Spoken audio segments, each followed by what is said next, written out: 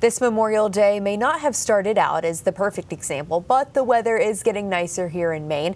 And in turn, farmers markets are opening up across the state. News Center Maine's Drew Peters joins us now with more about how this season could come, though, with some financial challenges for vendors. Hey, Drew. Hey, Bailey. I was able to speak with some vendors over at the South Portland Farmers Market who say the high fuel prices we're seeing, coupled with other things like tariffs, are all making it harder and harder to keep their prices the same for customers. Do you need a copy of your receipt? Business is picking up at James Schaefer's Farmers Market stand. Thank you. Enjoy. The farmers markets are like 90% of my revenues right now, so they're hugely, hugely important. And that's one of the reasons we've expanded to so many different markets.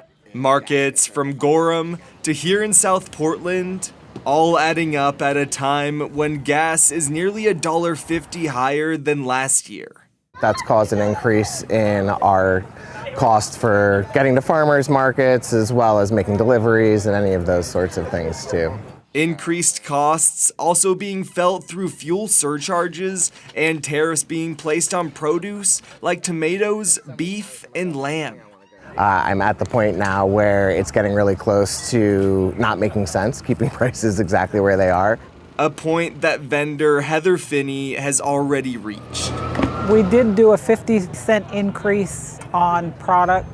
Prices to keep up with grain, animal feed, and hay deliveries getting hit with 8 to 14% fuel surcharges. Really should have probably been more like $1, but I just feel bad for some of the consumers that want to eat healthy. Difficult decisions also being made by Caitlin Hauser just a couple tenths down. I increased our prices this month going into the market season. Not by much, but enough to cover at least what we think would be the increase. Her biggest increase, a 20% freight charge for glass bottles she ships in from Canada. You gotta go into the market season a little bit lighter, and not great because you gotta kind of skimp in other areas, and it makes it a little harder. Challenges the vendors say they all bear together.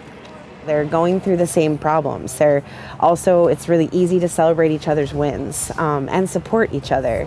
And with the many markets they already have booked this summer, they're hoping Mainers and visitors share their support.